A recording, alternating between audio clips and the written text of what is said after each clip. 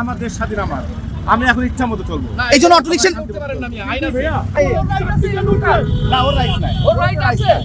আজকে মন চাইলো আমি যমুনায় ঢুকে যাবো ইউনুস সাহেবের বাসায়। আমি বললাম আপনি পারেন না, যেহেতু বাংলাদেশ স্বাধীন আমরা যা মন চাই তা করতে পারি। সাংবাদিক আমিও জি, আপনিও সাংবাদিক, ওকে নেন। ভুল করে আরেক করবে। এই রিক্সাওয়ালা উনি হচ্ছে এই ফ্লাইওভারে উঠেছে, আপনি দিকে যাবেন, নাহলে আমি নিজ দিয়ে পুলিশে ডাকবো।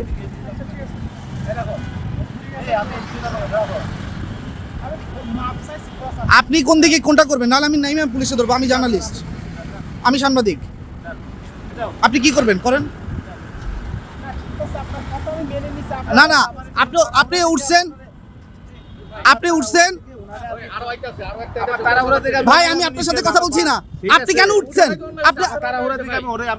আপনি কেন উঠবেন? আপনি সচেতন নাগরিক না? আমি আপনার সাথে কথা বলতেছি না, আপনি আমার সাথে কথা বলবেন না। ইচ্ছা মতো চলবো। হ্যাঁ, ইচ্ছা মতো চলবো। এই জন্য অটো আমার দেশ স্বাধীন, আমি এখন ইচ্ছা মতো চলবো। এই জন্য অটোরিকশা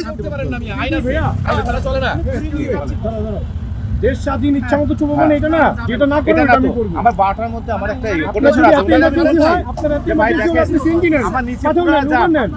আপনি রিকশা নিয়ে এই জায়গায় আসতে পারেন না। আপনি যে বলতেছেন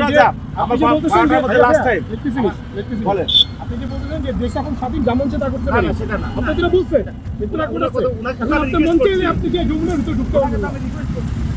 এটা হয় না ভাইয়া, রিকোয়েস্ট হয় না। যাও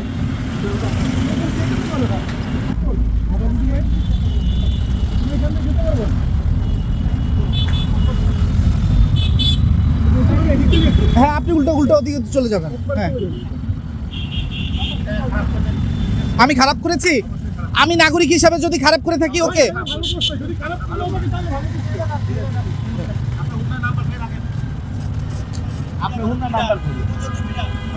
সাংবাদিক আমিও জি, আপনিও সাংবাদিক, ওকে নেন। বান্ডেল থাকলে প্রতি সেনমানিতে টাকা বাঁচবে। বিকাশ সেনমানি বান্ডেল কিনে জিতুন প্রতি লেনদেনে। যেহেতু বাংলাদেশ স্বাধীন আমরা যা মন চাই তা করতে পারি, এটা হচ্ছে ওনার ভাষ্যমতের কথা।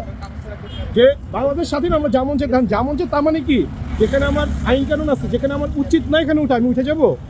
তাহলে তো আজকে মন চাইলো আমি যমুনায় ঢুকে যাবো ইউনুস সাহেবের বাসায়, তাহলে তো হইলো না। আপনি যা মন চাই তা করেন। আপনি কোথায় ইয়ে করেন ভাইয়া? আপনি কোন জায়গায় জব করবেন? আপনি চলবেন, আমি চলবো না। না, এটা মোটরসাইকেল যাওয়ার জায়গা, আপনার উপরে উঠে রাইট আছে, আপনার উপরে উঠে রাইট আছে। আরে না, রাইট নাই তো। আমি বললাম আপনি পারেন না, নিচে যদি ফুল জ্যাম থাকে আপনি পারেন না। আবার তারা হাত ভাঙা পা ভাঙা বা কোনো প্রবলেম করলে পারবো না। আপনি পারেন না। ভাই পারবো না না, সে আবার বলতেছে কি বলছে?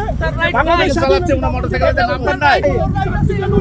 না, ওর রাইট নাই। ওর রাইট আছে, ওর তো রাইট না। আপনার কারণে তো আমাদের মতো মানুষ অ্যাক্সিডেন্ট হয়, ইমার্জেন্সি হইতে পারে না, ইমার্জেন্সি হইতে পারে না। না, এদিকে অটো রিকশা উঠতে সে বলতেছে অ্যাক্সিডেন্ট হয়।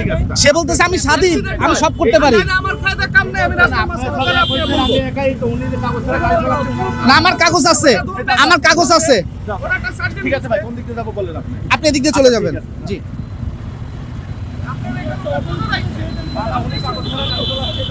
শিক্ষিত মানুষ, ঠিক আছে ভাইয়া, কাগজ করে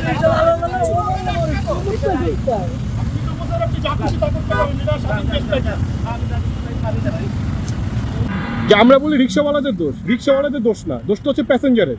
যেমন একটু আগে আমি আর আপনি যে রিক্সাটাকে ধরলাম, এই রিক্সাওয়ালার ভাষ্য মধ্যে একটাই কিন্তু কথা, যে প্যাসেঞ্জার আমাকে বলছে এখান দিয়ে যেতে।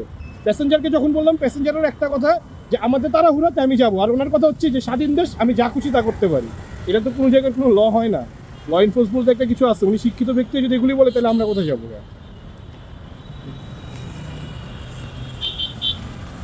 দর্শক, আপনারা দেখছেন এটি হচ্ছে মৌচাক মালিবাগ ফ্লাইওভার, এবং এই ফ্লাইওভারে প্রতিনিয়ত এরকম রিক্সা ওঠে, এবং যখনই সেই রিক্সা এখানে দাঁড় করানো হয়, তখন প্যাসেঞ্জার যারা এসে আরোহণ করে তারাই আসলে এই ধরনের অনিয়মের সাথে জড়িত থাকে।